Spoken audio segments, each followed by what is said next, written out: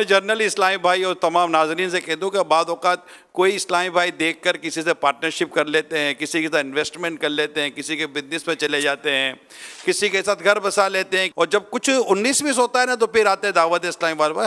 दावत इस्लामी का मदनी मरकज़, दावत इस्लामी के तरीक़ेकार की अगर मैं बात करूँ तो हम इस तरह के किसी कामों में भी नहीं पड़ते, हमारा ये रोल ही नहीं है। तो ये सारे आपके अपने इंडिविजुअल पर्सनल ज़ाती नौइयत के फैसले हैं। मैं ठोकरें खा खा के जिस मंजिल पर पहुंचा हूं, आपको मुफ्त में बगैर किसी अच्छी नीयत के पेश कर रहा हूं कि फ़ायदा उठाओ इससे। ना मैं शादियां करवाता हूं, ना इन चक्करों में पड़ता हूं। मुझे इसका भी पता है कि अगर घर चल गया तो कोई मुझे आकर दावतें नहीं खिलाएगा, ना कोई तोहफे ताइफ देगा।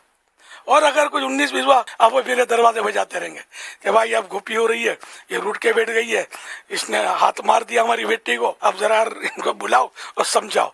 तो अब मेरे और काम भी है। दुकान का नाम क्या रख लूं, कारखाने का नाम क्या रख लूं, ये भी नहीं बताता मैं। जिस दिन मैंने नाम बताने शुरू किया ना, हर दूसरा आदमी मेरे पास नाम लेने आएगा, मेरा बोर्ड चढ़ाएगा कि फुला फुला फुला की नजर करम चश्मे करम, इन्होंने नाम दिया है।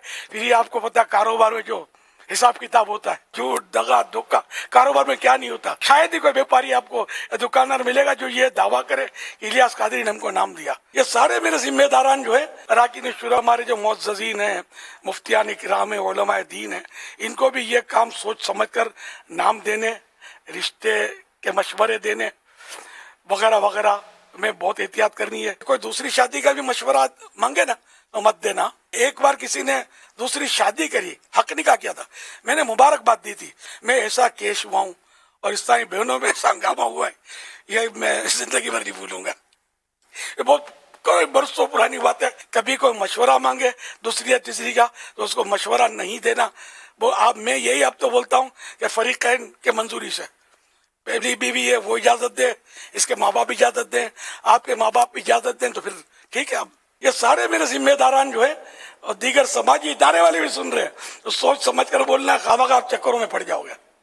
बस ये बोलो जो करना है फरीकैन की मंजूरी से करें, हम नहीं पढ़ते बीच में। खुद बहुत निकाह हुए, झगड़े हुए ना, इसके बावजूद मेरे साथ पास कैसे मेरे आके लोग लड़े कि हम तुम्हारे साथ देखते थे इसलिए बेटी दे दी थी, ये तुम्हारा आदमी इसलिए बेटी देती थी, तुम्हारा मुरीद इसलिए बेटी देती थी, दावत इस्लामी का मुबल्लिग इसलिए बेटी देती थी। दुनिया बस है यार, जरा कुछ 19-20 हुआ तो ये गले पड़ जाती है। तो इसलिए हमें भी अपना दामन बचाकर, हम भले हमारी दावत इस्लामी भली इसको भी आँच ना आए, हमारी इज्जत को भी क्यों आँच आए। मैं दावत इस्लामी के तमाम ही जिम्मेदारान मुबल्लिगीन, हमें इन तजर्बात से जो अमीर सुन्नत को अपनी ज़िंदगी में हुए हैं फ़ायदा उठा लेना चाहिए। हाफिज़ मिल्लत रहमतुल्लाह तआला फरमाते हैं, दूसरों के तजर्बात से फ़ायदा उठा कर वक्त बचाओ। यहाँ तो इनके तजर्बात से फ़ायदा उठा कर वक्त भी बचाओ, अपनी इज़्ज़त भी बचाओ। दावत इस्लामी की इज़्ज़त है, क्रेडिबिलिटी है, इसकी माशाल्लाह साख्त है।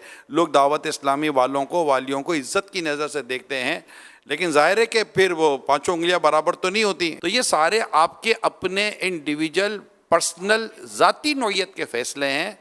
बिल्कुल आपस में कारोबार होता है, आपस में रिश्ते कायम होते हैं, घर आबाद भी होते हैं, कारोबार भी चल रहे होते हैं, लेकिन जब खुदा ना खास्ता 19-20 होता है तो फिर दावत इस्लामी को और दावत इस्लामी के ज़िम्मेदारान को हदफ पे लिया जाता है। आपके सामने बड़ा कैटेगोरिकली स्टेटमेंट है अमीर सुन्नत का कि हम ऐसा नहीं करते, बल्कि अब हमें समझा रहे हैं कि आप लोग ऐसा मत करना।